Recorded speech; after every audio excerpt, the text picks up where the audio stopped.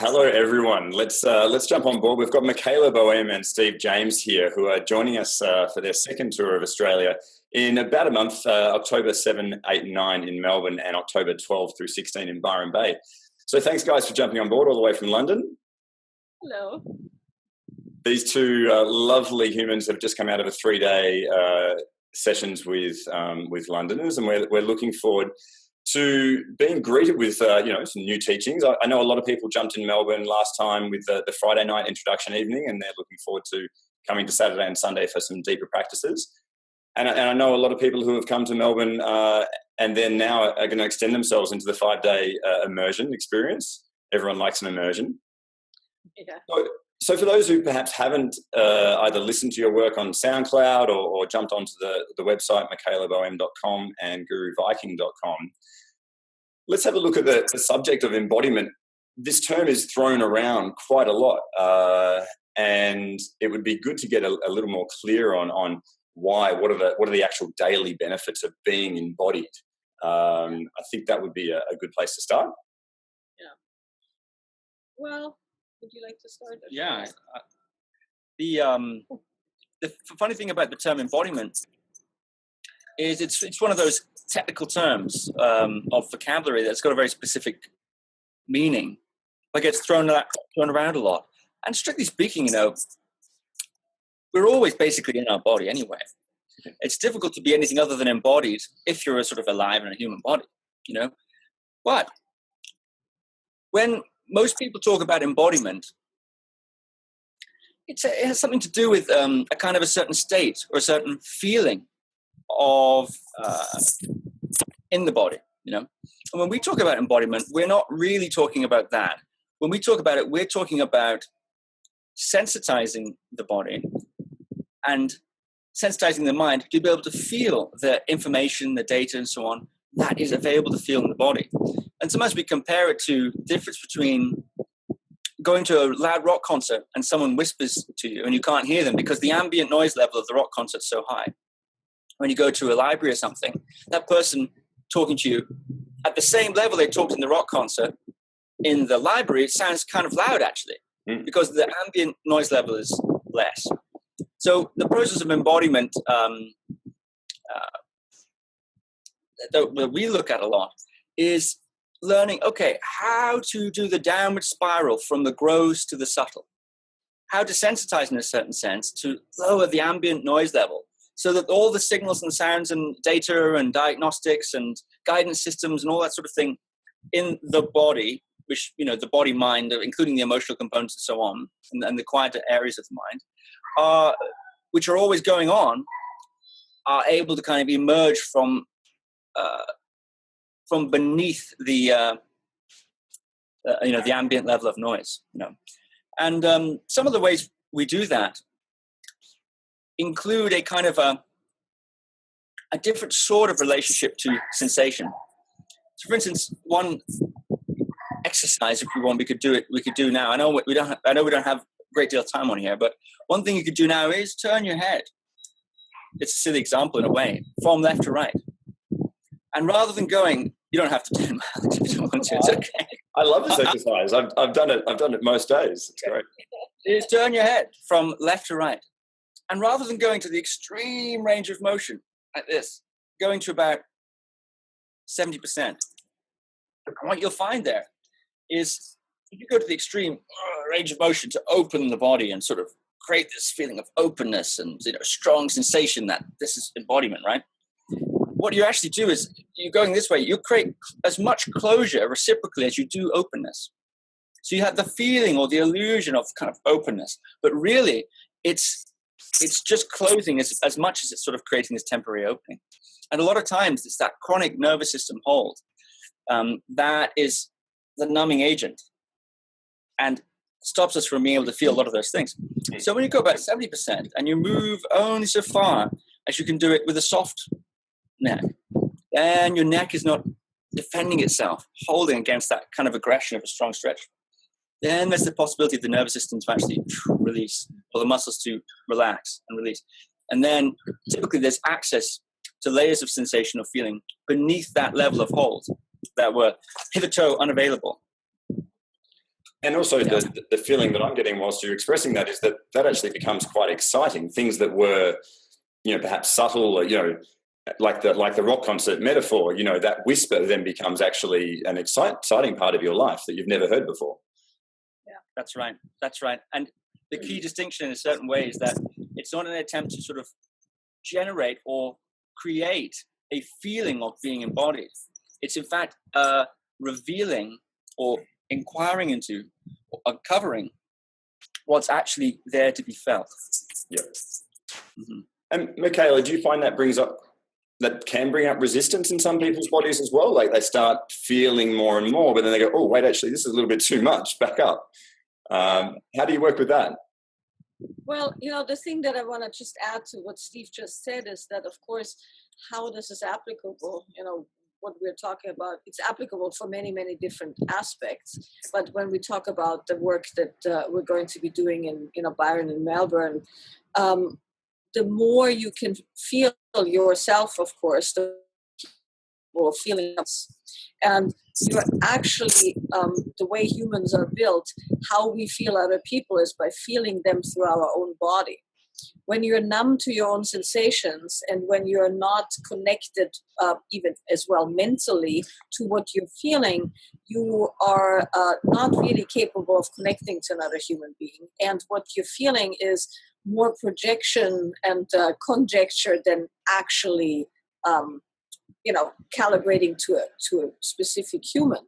Yep. And that, of course, makes a lot of sense when you then start doing practices on feeling into another human being, connecting with another human being, and so on, because it's you can't actually feel these things with a numb instrument.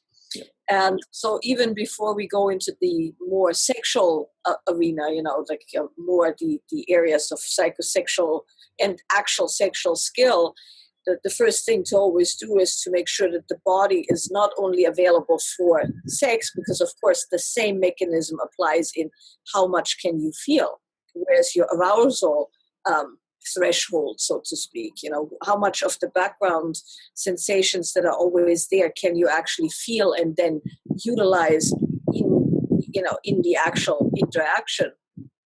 So there's a whole realm of preparation that's quite subtle, but very, very powerful, that amplifies all the other things that we're doing, all the other practices that can be taught, because they're not only learned through the body, which is the only place you can learn these things, right? So far, we haven't managed to virtualize sex. It still is done body to body, and it's one of the last domains where people actually have to be with each other physically, as well as emotionally, and so on.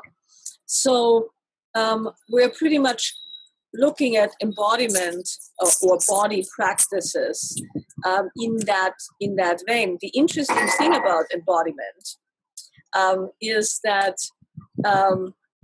we're starting to have some rain here. Maybe we need to cool down. We're sitting in the rain, which is quite cool.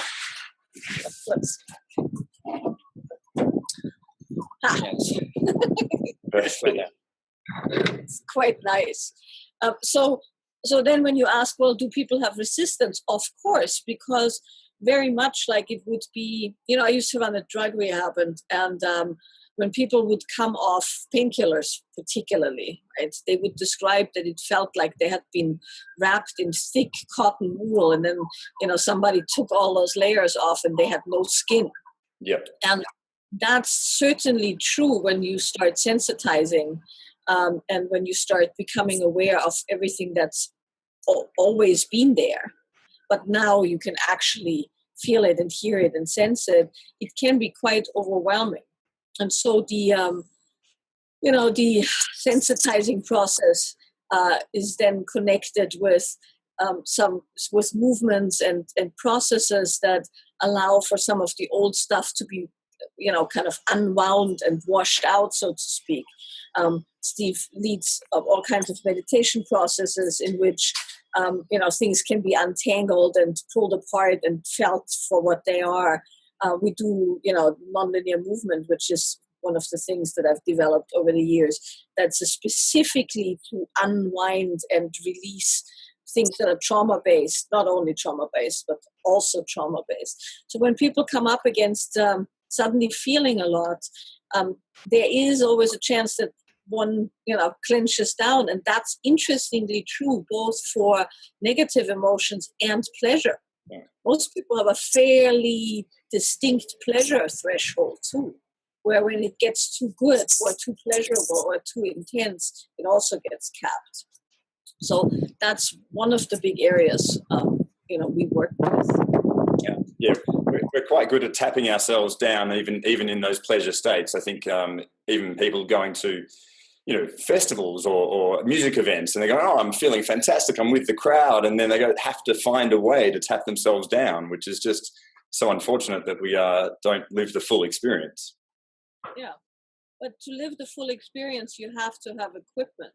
Like you can't, you can't pour more into this cup as the cup holds.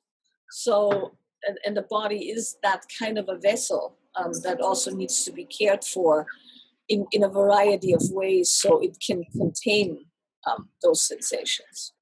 Yeah, the vessel metaphor is quite strong. I certainly like that.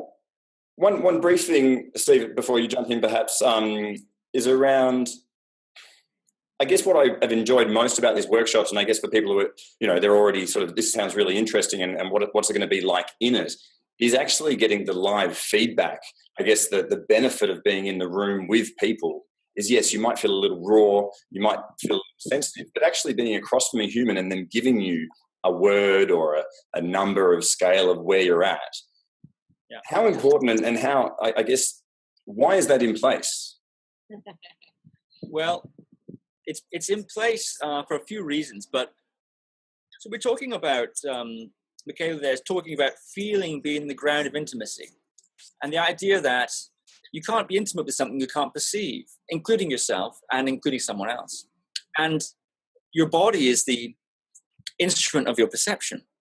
It's the where all the sense gates are.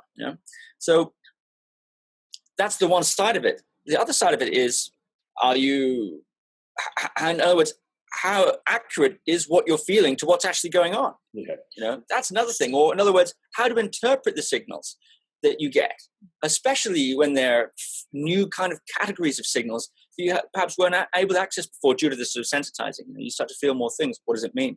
Yeah. So we have a very keen focus on calibration or education, helping people to explore and map what it exactly is going on in their experience. What do these signals mean? What do these data points correlate to? So just like when you calibrate the sights of a rifle or something, you shoot and then you aim it up and then shoot, and then you realize, oh, it's left, so my sight's not quite right, and you adjust it and so on until the rifle's calibrated.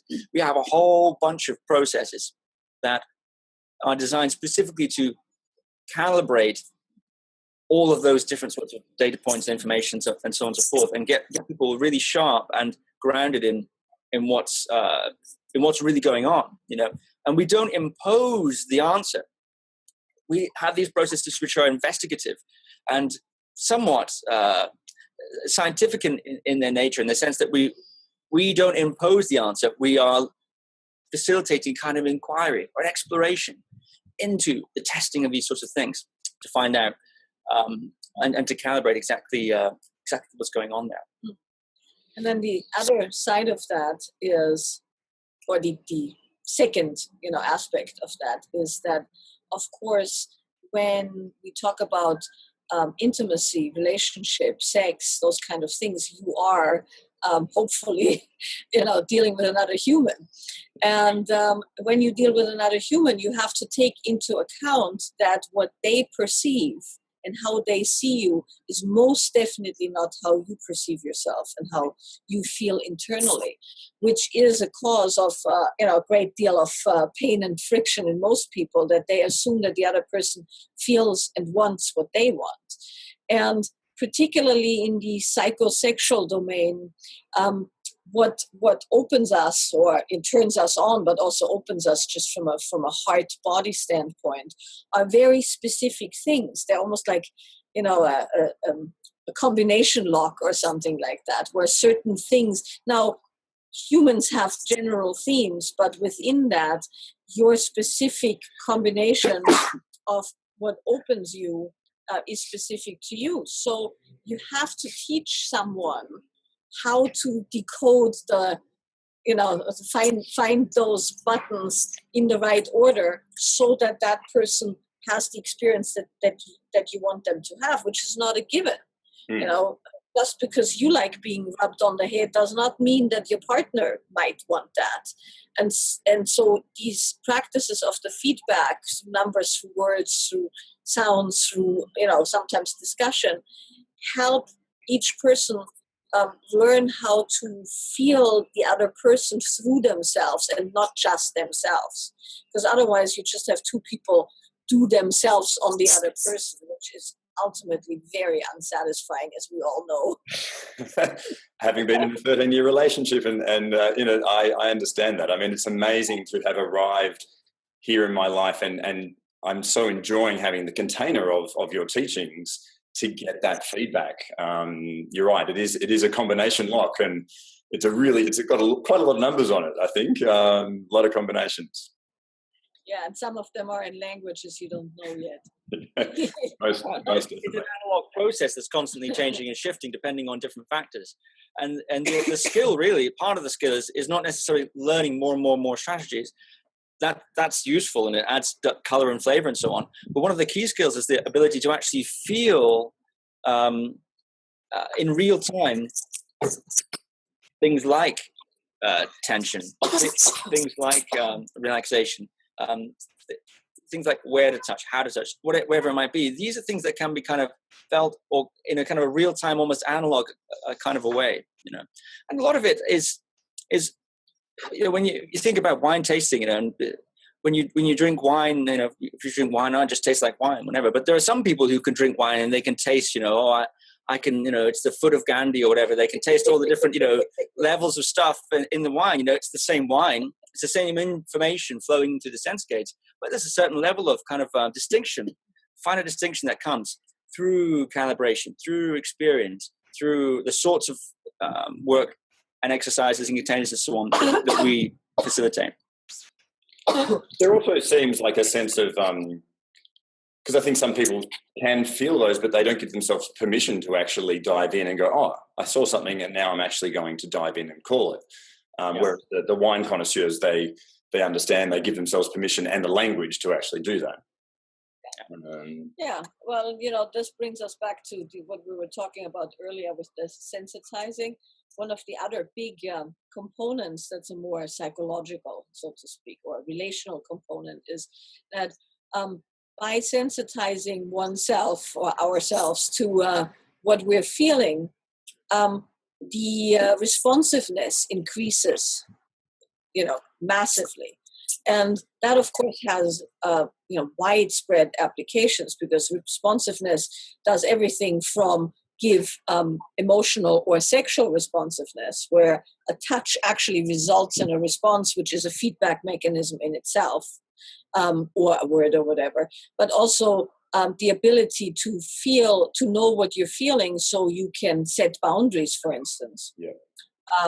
Or have a relational discussion that needs to be had. It's very useless when somebody isn't connected with what they're feeling and they have a conversation and 3 hours later they realize that they've been insulted. And then it takes another 3 hours till they get angry, and then they come back at that person and start screaming. A day later, and the other person, of course, has no recollection or idea of what actually happened, which then causes another round of conflict and so on and so on. So in the realm of embodiment and sensitizing and feedback, there's a lot to be mined. I think, the forming healthy boundaries seems to be quite a popular subject at the moment. I think doing that in real time, as you say, as opposed to 3 hours later going, oh yeah, my boundary was crossed back then. That's not very helpful for people. Okay, so obviously we would encourage people within relationships to bring their partners along to these workshops, so they're working with the person that they're in relationship with. And obviously, if people are forming new relationships, plenty of skills there for that. Look, realising you're in London, and before it starts hailing on you or something, we'll sort of bring things to a bit of a close. I've got in mind teacher training next year. Thank you so much for bringing teacher training to Australia. Obviously, the people in Europe and America have their dates there. For us, we're looking at May 2017. So this is for the people who have perhaps had a taste and obviously want to dive a lot further and really understand the nuance of what's happening. I guess in terms of some of the things we're talking about here, why we are using these rates or feedback. Can you talk a little bit more about somewhat the format, but also what's going to be delivered next year? Mm-hmm. Yeah, teacher training can be used two ways. Of course, it's designed specifically to give people a very a slice of the work that we do and train them so that they can go and teach that specifically. So the teacher training is designed so that at the end of the teacher training, everyone can teach this particular segment. And it's kind of almost like a blueprint where you get the underpinning and you get the exercises. So you can either add that to your existing modality or do it as a freestanding class. Yep. In the realms that we've just talked about, embodiment, polarity, relational aspects. And then the second track, because we have two tracks that you can do separate or together, is the specific nonlinear movement method, which is the embodiment and the unwinding of and sensitizing of the body. So that's a specific freestanding methods that can be used, and we use it in all our events, but it can also be used freestanding as a class or even as a day long, or added as a modality to pretty much anything, because it sensitizes, it releases, it makes people very aware of what's happening in a very non-aggressive way. So that's the other track. So there's an embodiment track, a polarity track, or you can take them together. Mm-hmm. And what we're hearing from people taking the teacher training here in Europe and America is, yes, there are a lot of people who are already teaching, and they're adding these things to their existing modalities and practices. And there are people who are aspiring to teach, or feel the urge to teach, the call to teach, or whatever it is, and they're being equipped to do that as well. There's a fair portion of people who want a deeper understanding of the mechanisms. And this is one of those things that when you pull the curtain back and you understand how it works, why it's designed, why we anyway design and structure things a certain way, it enhances the effect. It's not one of those things that needs to be a mystery for it to work. Mm-hmm. We open up the hood and we show how everything works and why and what we do, and what we used to do this, we've changed it to that, and this is our current thought thinking, and so on and so on. I mean, include everyone in that, as well as of course all the technical instructions on how to deliver the content, how to set things up, how to do the whole logistical side of things. People have been saying who are not interested in teaching, that is extremely useful and beneficial, and it's very, very good when you take other workshops as well. It inoculates you against some of the shadier tactics that you might find out there, but also gives you a deeper appreciation and a better ability to recognize when you've got something, a workshop, teacher or something that's really, really good, and you say, aha, I see what you're doing there, and I think it's very good, and you can do better quality control in the offerings that you avail yourself to. Oh, that's brilliant. I guess I did hear Michaela talking about sort of different styles of teaching in a recent podcast as well, just so those that are holding back a lot of the information, and you're being vulnerable enough to say that may have been something that was in the decades ago when you started teaching, and now just that making things fully available with your newer style and newer thoughts on how that's to be conveyed. Yeah, and one of the things that's so nice about the two of us teaching together and and teaching so much in this next year and a half is that we pretty much have endless material, and you will see from the last time we came to Australia to this time, and from the last 5 days to this 5 day, there'll be completely new things, new processes, different takes on stuff, new exercises, different access to the same material, but from a slicing it different. So there's really no reason to preserve these things, because we have so much between the two of us, and the creative process is so strong that it's fun. It's in a certain way, it's very fun to give some of these things away so that they can be taken out there, and also probably interpreted again in a different way and used in different ways through other people's lenses and paradigms. So I'm very, very excited about it. I'm also very excited just about coming back, this round and seeing some of the people who came the last time and where they are, yeah, it's an incredibly fertile and creative process, and it's a lot of fun.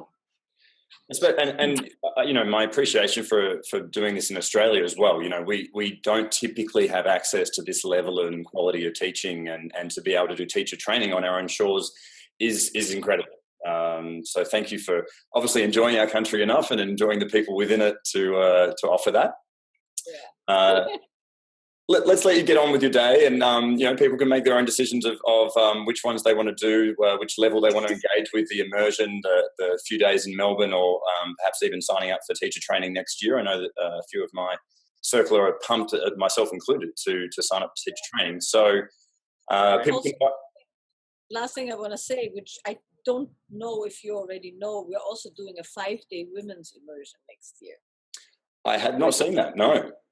That's May as well. That's in May as well. So that will be a whole, I haven't done, I only do 5-day women's once a year, and only in the US.